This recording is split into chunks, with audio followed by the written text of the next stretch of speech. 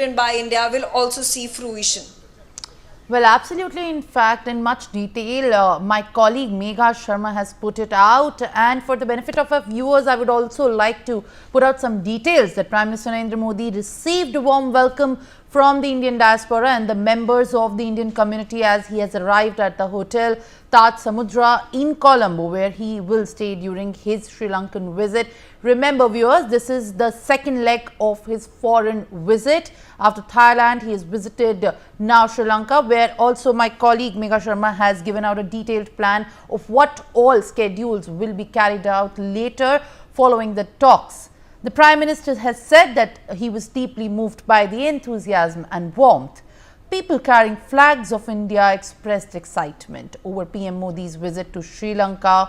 And in fact, Megha Sharma joins me back once again. Megha, if we talk about PM Modi's crucial visit, it is very important as we have been speaking about it, that why is it very significant pertaining to Sri Lanka, as China's growing influence is also concerned in the Indian Ocean, that has heightened the significance of the closer India-Sri Lanka ties. But Prime Minister Narendra Modi last travelled to Sri Lanka in the year 2019. And this will be his fourth visit to the island nation since the year 2015, where the president, Sri Lankan president Anura Kumara Desalegn becomes the first one to host the first foreign leader of Prime Minister Narendra Modi after he took charge.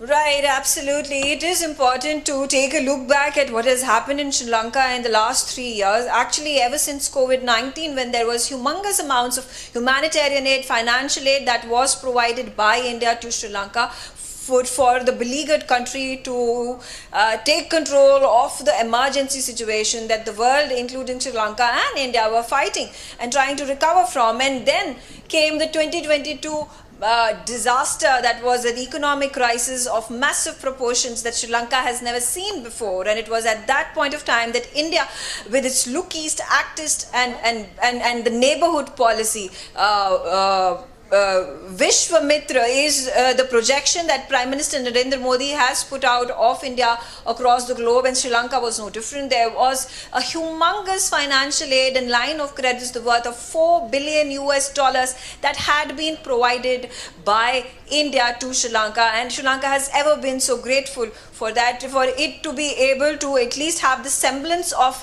recovering from this debt trap that it found itself in because of the huge interest rates that it has had to pay to China for the Hambantota port that it had to lease for 99 years because it was unable to pay those billions of dollars to China.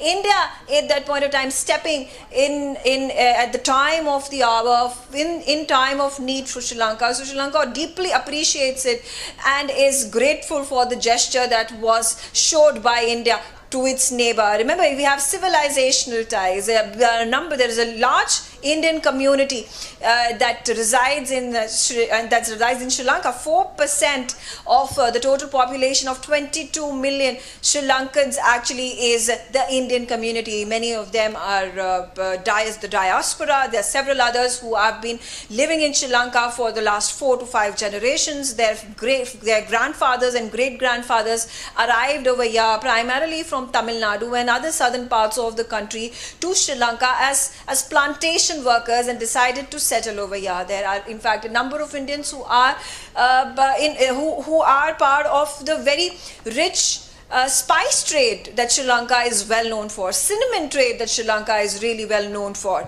So those are aspects that India and Sri Lanka want to talk about and then further foster in terms of taking our relationship to newer heights, which includes defense, which includes digitalization. Remember, now under the former president of Sri Lanka, Ranil Wickremesinghe, there was a deal that was struck between both the countries, and the UPI public payment interface was implemented in Sri Lanka. So every single time that you're arriving over here, all you need to do is open up your phone and scan the QR code and you make the payment. So that's how easy things have become as Sri Lanka adopts the UPI model that India is touted for as a massive game changer in the monetary, in the financial markets.